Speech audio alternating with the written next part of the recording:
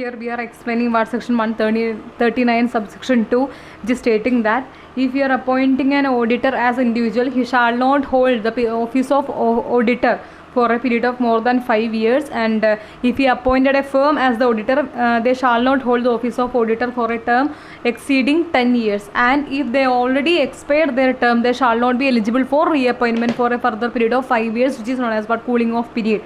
Then this rotation is applicable. I have a question whether this rotation is applicable to all companies. So the answer is it is applicable to the following categories of company. Which are the categories of company? First of all, listed company, that is as per section 139 subsection 2, rotation of auditor is applicable to listed company, all such class or other classes of company. So now we have to describe which are the other classes of companies. So it is applicable to what? Listed company. Then other class of company means unlisted public company having a paid up share capital of not less than 10 crore. It means 10 crore or more than 10 crore. Then section 139 subsection 2 is applicable. Private company having a paid up share capital of not less than 50 crore. That is 50 crore or more than 50 crore. Then rotation will be applicable.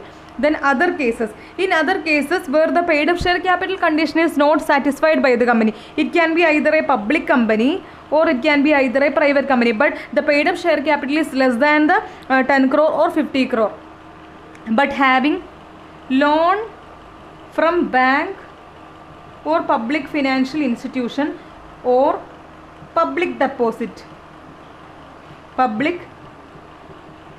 that they are having what? Loan which has been obtained from the bank or public financial institution or public deposit, and the amount of such loan or public deposit is equal to or more than 50 crore.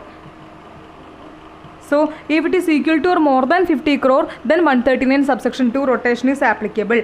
And at the same time, this section is not applicable to that dormant company, small company, one person company, etc. This is applicable to all listed company, unlisted public company having a paid up share capital of not less than 10 crore, private company having a paid up share capital of not less than 50 crore, and in other cases, that is, it can be either public company or private company having loan from the public financial institution or bank, public deposit which is not less than what? 50 crore, that is 50 crore or more than 50 crore. Then what is implied by this what? Rotation.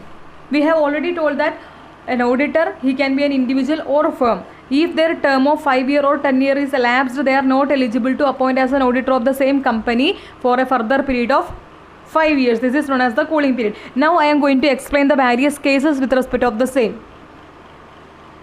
So here it is the cases we have already discussed that firm having common partner or common partners to other audit firm is ineligible to appoint as the auditor of the company for the 5 years, which is known as the cooling period, and an auditor who is under the common control or common network is also ineligible. Then there are some other cases. Suppose AB Limited Company. In AB Limited Company, XYZ was the predecessor auditor, and now they are going to appoint ABX as the incoming auditor. That is, their 10 years has elapsed. Now they want to appoint what? ABX. Can they do so? Because answer is no. Because each firm having what? Common partner X.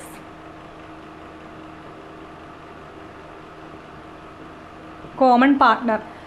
A common network or common control means KPMG. We know that they have different branches: KPMG Kochi, KPMG Chennai, KPMG Bangalore, etc. So AB Limited have already appointed KPMG Kochi. Their 10 years elapsed or their term elapsed, and they are now wishing to appoint what? KPMG Bangalore, which is not allowed because they are under the common network or common control. Okay, so they have to wait for a period of 5 years to expire their cooling off period. Then shifting of partner. What is mean by this shifting of partner? Suppose AB Limited previous auditor was XYZ firm. Now they want to appoint PQRY. In that case, Y resigned from XYZ and he joined to what? PQRY firm. Or because his firm, actually just look this case. AB Limited previous year auditor was or predecessor auditor was XYZ firm, where Y was already a partner. Now Y removed or resigned from that office or from that firm and joined to PQRY audit firm. So the question is, can AB Limited appoint PQRY? We have to check whether Y was the certifying partner or certifying partner in the previous case.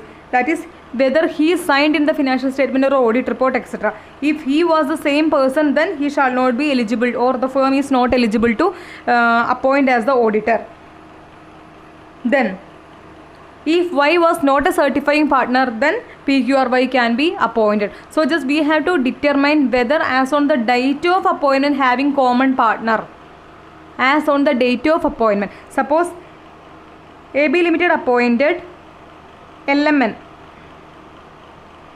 as the auditor of AB Limited. After the appointment, after expiry of 1 month, Mr.